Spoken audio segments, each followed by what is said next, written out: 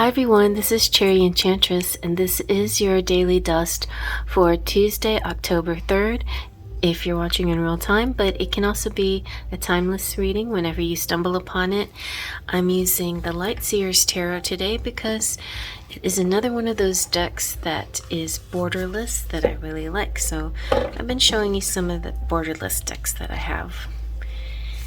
And besides being borderless, it's a really beautifully drawn deck and very good messages, a really nice guidebook, and I colored the edges orange. So I'm going to give it a good shuffle and then I'll just pull from the middle. Okay, we have, oh, that's nice, the Three of Cups, lovely. And, ooh, the Devil. All right. Let's see what else. And the Queen of Wands. No matter what's happening in the situation, you are conquering it. Let me zoom on in and see what we get. The Three of Cups is a wonderful card because it's all about friendships, abundance, cooperation, community, and closeness with siblings especially, and joy and communication and celebration, and it has to do with soul contracts. So it's about, connecting with that sacred siblinghood, whether it's of real biological brother or sister or spiritual groups and friends that feel like brothers and sisters. And this expansive experiences is something that you witness through each other. So to me, like marriage, for example, is something that I see as a couple witnessing life with each other. That's to me how I see that. But you can get a similar experiences through many friendships and especially your connections to your siblings. But let's see about the Devil. The Devil usually represents the things that tempt us, the vices, the addictions, the need for liberation, and it's this healthy versus unhealthy in all things, but it's specifically in sexuality. It's also an overabundance of thought towards materialism, like the material being way out of proportion. The healing, though, sometimes is found in this darkness, and it's about diving into your shadow self. Sometimes, though, you feel a little trapped in a story, and sometimes the story itself can manipulate you, and you can feel like you're being lied to, or you could be lying to yourself. But also, it can be a revelation too. It can show you a part that you haven't really acknowledged for yourself. So sometimes hanging out with friends and siblings and loved ones and people can help reveal this energy that you have inside, this shadow that you haven't really acknowledged or that you tried to keep pushed down because of not really wanting to confront it, because not really wanting to see it. And that's understandable, Sometimes it's just, the energy is just too difficult, complicated, intense, unfriendly. We like to live in a world where we're getting a nice, friendly, reciprocated flow back and forth. And when we're dealing with kind of this devilish, shadowy energy, it doesn't feel happy. It doesn't always feel happy. It doesn't really feel happy. The only time where the devil actually feels happy is kind of in those moments of indulgence, but they're so temporary, right? Because immediately after you get sort of a guilty feeling like you ate too much, you did too much of this, you did too much of that. So it's generally kind of like doing too much of something. But I feel like this, in all of this, you are having this ability to be aware of the situation.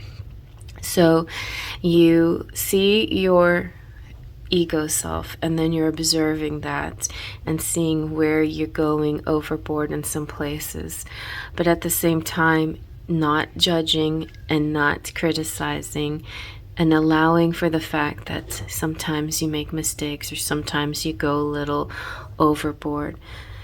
And overboard can be even in good things like, doing too much physical activity or doing too much spirituality even sometimes, where you're kind of losing track of or being not in touch with the real world in some ways, or not having a grounded energy. So just remember to balance in all areas of your life.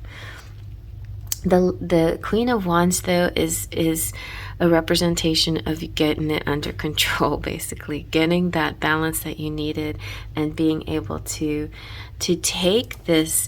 I was telling my son about music, and sometimes we have heartbreak and sometimes we have bad situations, but sometimes beautiful music like the blues came from blue feelings, right? It's an expression of the hurt and the pain, or it's an expression of the complicated situation or the difficulties. And a lot of times those songs that are most popular because people really get it. They're in those moments, and they understand the song because they know what that feels like, and so it becomes a very popular kind of expression and a popular kind of music because of that.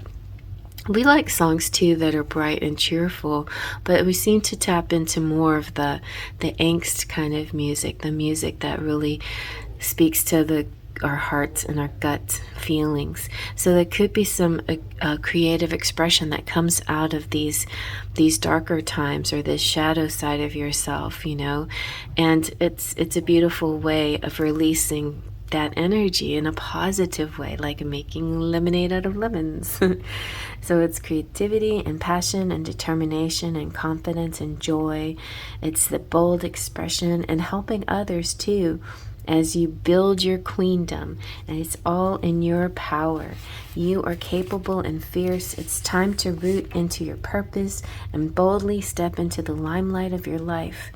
The Queen of Wands radiates creativity and passion wherever she goes, and as she enters any room, she has an exuberant charisma and a confidence, and she represents the goddess. She represents two people definitely of the theater arts, and also all kind of arts as a whole, fine arts too as well, but performing arts would be more of her genre, because she is of the fire energy, wands being fire.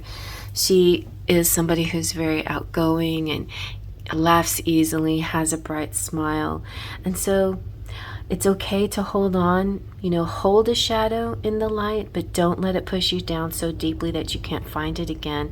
Accept the parts of you that you don't openly share, the past failures that you've held back. They don't define you, so transmute that shadow.